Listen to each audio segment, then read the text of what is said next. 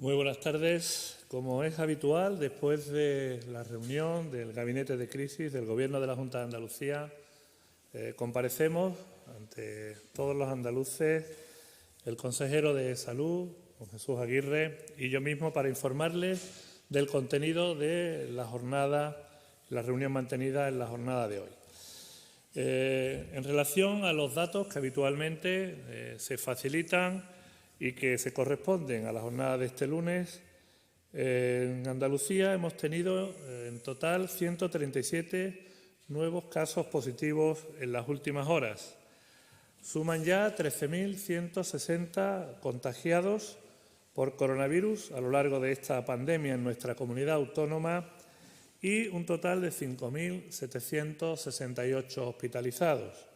De estos, 810 son por coronavirus, el dato más bajo del mes.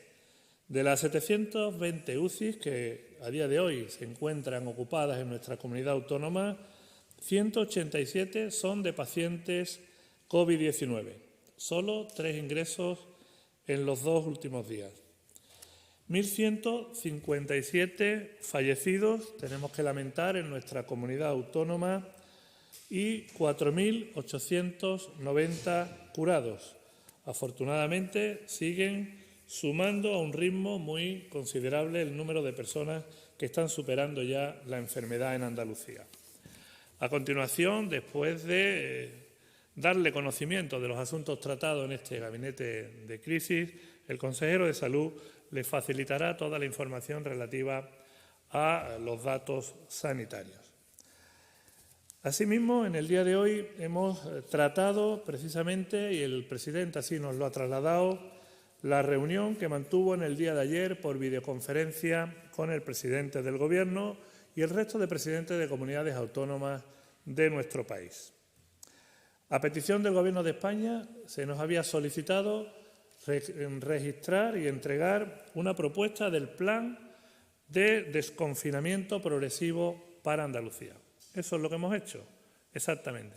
Tal y como se nos ha solicitado, hemos enviado ese plan en la mañana de hoy, a primera hora, al Gobierno de España. Pero permítanme también trasladarle una reflexión.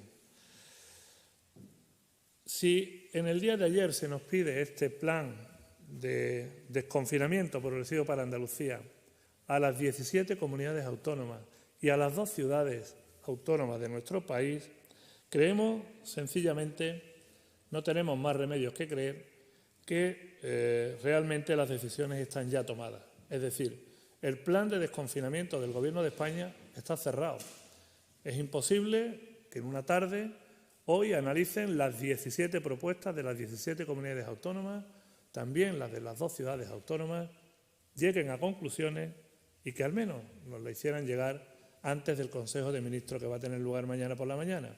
Así que lamentamos tener que manifestar, en este caso, una vez más, nuestra preocupación por esta, no sé si improvisación o sencillamente una acción de cara más a la galería que realmente a resolver esos problemas y esas tremendas dudas que tienen todos los españoles a día de hoy de cómo vamos a salir del confinamiento al que estamos sometidos por el estado de alarma y cómo va a comenzar esa desescalada. Pero más allá de evaluar esta situación en este momento, como les decía, nosotros teníamos los deberes hechos. Una vez más, el Gobierno de Andalucía se había anticipado para poder plantear o planificar esa desescalada. Y por eso voy a intentar resumirle de la forma más breve posible, porque son muchos los asuntos, cuál era o cuál es el plan que, en este caso, el Gobierno andaluz sí ha trasladado al Gobierno de España. Miren, hemos trabajado en torno a 3 ejes fundamentales. Por un lado, a intensificar la labor del sistema de vigilancia epidemiológica en nuestra comunidad autónoma, haciendo un seguimiento de casos y un rastreo de contactos de las personas con las que tuvo contacto cualquier contagiado en los últimos 14 días. Hemos puesto en marcha otra línea en relación a las medidas de prevención, asegurar la provisión y el uso adecuado de los sistemas de protección y de todas las medidas higiénico-sanitarias, con campañas, pero también con el abastecimiento y compra de material necesario por si en un futuro inmediato fuera preciso. Asimismo, otro de los ejes sobre los que este plan de desconfinamiento progresivo de Andalucía se ha desarrollado son medidas de control rápido y eficaz de nuevos casos. Vamos a asignar profesionales de referencias en prevención y, además, continuar con el control de nuestras residencias. En torno a estos tres ejes se han diseñado medidas concretas en el ámbito sanitario, en el ámbito poblacional, en el ámbito sociosanitario y en cuanto a la vigilancia epidemiológica. Como es un informe muy exhaustivo, intentaré hacer un breve detalle y un breve resumen del mismo. En relación al nivel poblacional, se proponen medidas de educación para la salud de la población, los usos de los EPIs, de higiene personal, de limpieza, de tratamientos de residuos, de prácticas deportivas, etc. También planes específicos de control comunitario, la presencia en espacios públicos. Hemos visto ayer cómo muchísimas personas se dirigían a los parques públicos y, unos más que otros, atendían a esas recomendaciones que se han venido haciendo en el día de hoy.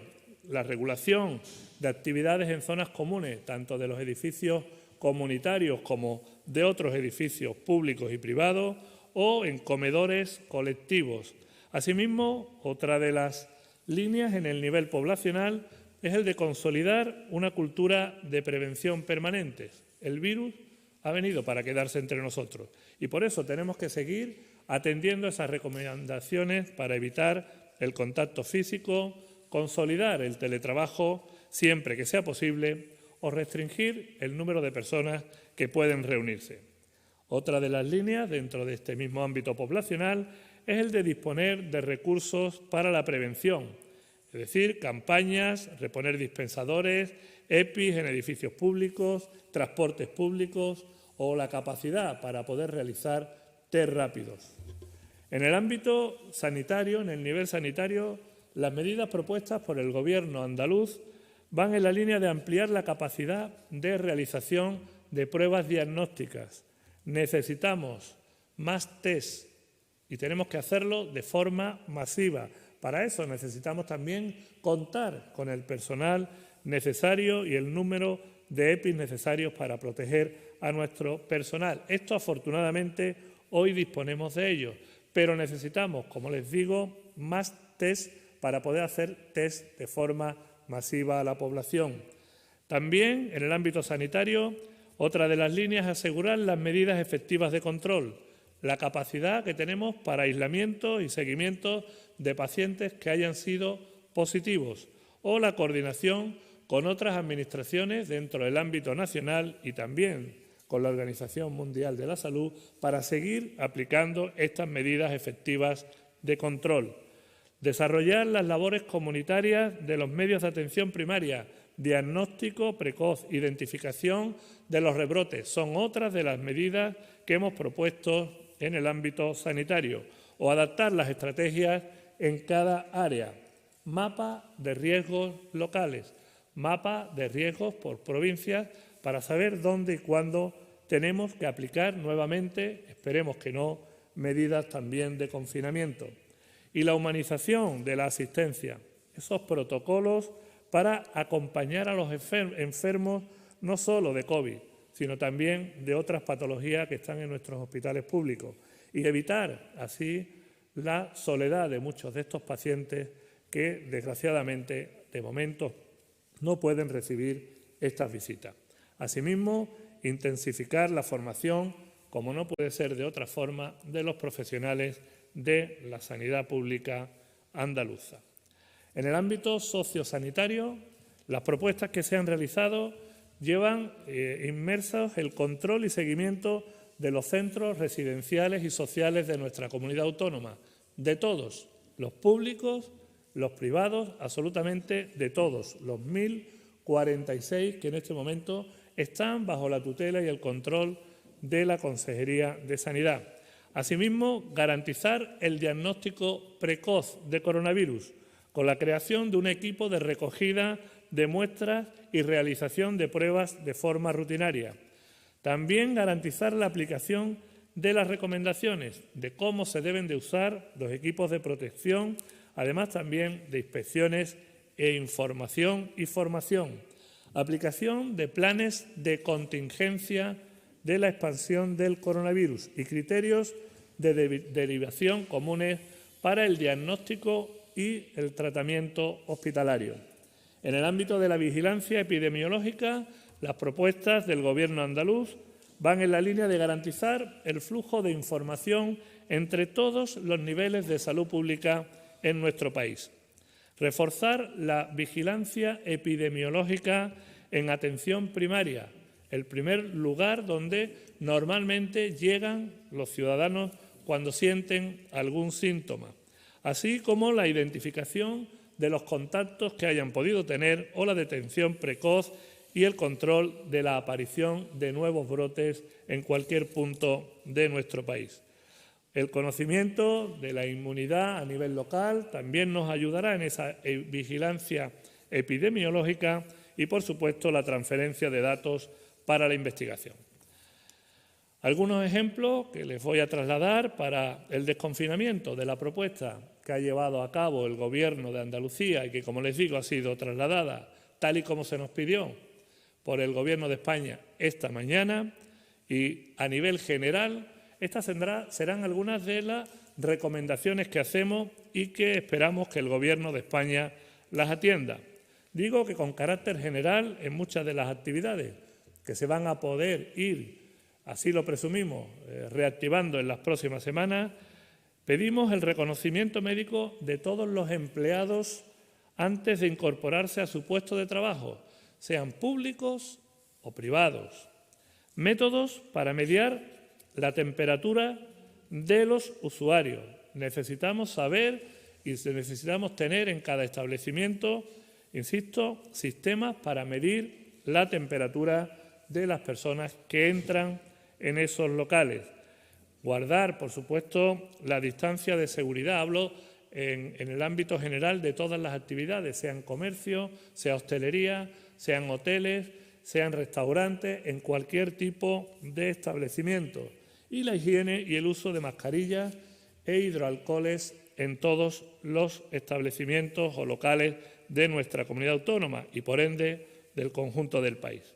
Más concretamente, por darle algunos detalles, para bares, cafeterías y restaurantes, creemos que es necesario que no haya una estancia superior a 30 minutos para desayunos y de 90 minutos para comidas principales.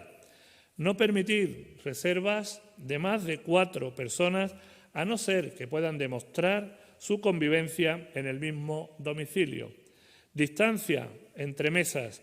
No se pueden compartir tampoco los platos. Entendemos que los cubiertos, los platos, no se pueden estar reutilizando de forma permanente. Pero además de eso, los platos compartidos en restaurantes no recomendamos que se lleven a la práctica. Sean platos individuales y que no todo el mundo pueda, insisto, tomar alimentos de un plato para los comensales.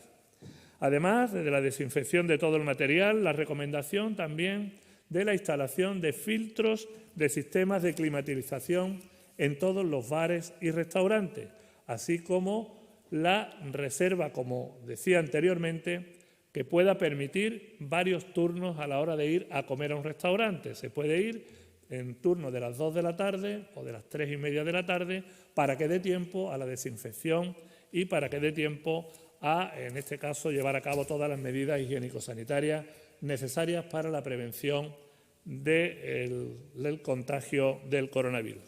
En comercios, medidas que van en la línea de la desinfección de las prendas que son devueltas o que son usadas en el probador. Estancias de 30 minutos en los comercios y de 90 en grandes superficies o grandes establecimientos. Evitar en todo momento los periodos de rebaja. Creemos que ahora más que nunca hace falta hacer ofertas mantenidas en el tiempo y no concentrarlas en periodos muy cortos de rebajas. También, por concretar algunos de los ejemplos para el desconfinamiento que hemos propuesto en Andalucía, en cuanto a las actividades al aire libre, individuales, distancia entre personas que vayan en la misma dirección caminando. Hoy es muy frecuente que los andaluces salgan a caminar por la mañana, por la tarde, por la noche. Ahora también el consejero les trasladará cuáles son los horarios recomendados en cada una de estas actividades. Pues le pedimos que cuando vayan caminando también guarden una distancia de entre 4 y 5 metros cuando se abran estas actividades, que parece que es muy probable que la próxima semana o este fin de semana próximo ya podamos ejercerlas. Asimismo, cuando vamos corriendo, en vez de caminando, la autoridad sanitaria andaluza recomienda que haya una distancia mínima de 10 metros con el corredor que vaya delante de nosotros. Y en bicicleta, que esa distancia se aumente a los 20 metros. En cuanto al cronograma propuesto, porque ahora el consejero les trasladará muchas de otras medidas, desde el Gobierno de Andalucía le hemos trasladado al Gobierno de España que creemos que sería razonable el calendario que le hemos planteado. El 1 de mayo podrían salir las personas mayores y también llevarse a cabo actividades de deporte individual. Hablamos siempre, insisto, en unas condiciones y en unos horarios que ahora les trasladaremos también. El 3 de mayo podrían empezar a tener lugar también las celebraciones de carácter religioso. Asimismo, el 10 de mayo creemos que se puede empezar a poner en marcha una salida de la unidad familiar, que puedan ir todos los miembros de una misma familia, insistimos, guardando todas las precauciones necesarias a la hora de salir a la calle. Ahora mismo solamente lo pueden hacer padres o tutores con niños y muy pronto confiamos en que a partir del próximo 10 de mayo, puedan hacerlo también las familias. El 11 de mayo proponemos la apertura para peluquerías, estética y comercio en general. Asimismo, el 18 de mayo para los funerales sin velatorios y a partir del 25 de mayo recomendamos y creemos que sería posible abrir la actividad en la hostelería, en bares, restaurantes, de forma ya presencial. Y por último, sería la primera quincena de junio cuando recomendamos la apertura de los hoteles en nuestra comunidad autónoma. Ya hemos tenido la experiencia con los hoteles medicalizados y también con los hoteles refugio a lo largo de estos 2 meses y creemos que sería una fecha en la primera quincena de junio, desde el 1, a partir del 1, que podrían empezar a abrir sus puertas. Otros temas que hemos tratado en el gabinete de crisis, además de esto, que les ampliará el consejero, pues ha sido el tema de los ERTEs. Aquí me quisiera parar unos segundos antes de pasarle la palabra a don Jesús Aguirre. Hasta el 27 de abril, es decir, el día de hoy, hemos recibido en Andalucía o se han presentado en la autoridad laboral un total de 100.062 ERTEs, que afectan a 540.303 trabajadores. Además, otros 94.922 trabajadores andaluces están afectados por ERTE de empresas nacionales dentro de su centro de trabajo en Andalucía. Ya se han resuelto de todos los que les he comentado, del total de 100.062 ERTEs, se han resuelto el 80,6% por la autoridad laboral en Andalucía, es decir, 80.652 solicitudes que afectan en total a 400.899 trabajadores que se han ido trasladando al Servicio Estatal de Empleo en cada una de nuestras provincias de Andalucía a lo largo de todas estas semanas. A partir de este momento, pues lógicamente, la liquidación de los mismos y las contraprestaciones que tendrán que recibir estos trabajadores está en manos del Servicio Estatal de Empleo y del Gobierno de España. Esperemos que se vayan resolviendo de forma rápida y eficaz. Le planteamos al Gobierno de España, desde la Consejería de Empleo, la posibilidad de establecer nóminas semanales. No se nos ha aceptado, así que estaremos atentos a ver cómo se van resolviendo y cómo van cobrando los trabajadores andaluces, en este caso, sus prestaciones. Además de otros temas menores que también se han hablado en el día de hoy y, por supuesto, una serie de actividades pendientes de abordar en una segunda fase de desconfinamiento que iría, bueno, pues a actividades deportivas, no solamente individuales, sino también de equipos en espacios cerrados, actividades presenciales, culturales en espacios cerrados, actividades de hostelería, como les he comentado, a concentraciones no programadas en espacios abiertos, etcétera, etcétera, etcétera.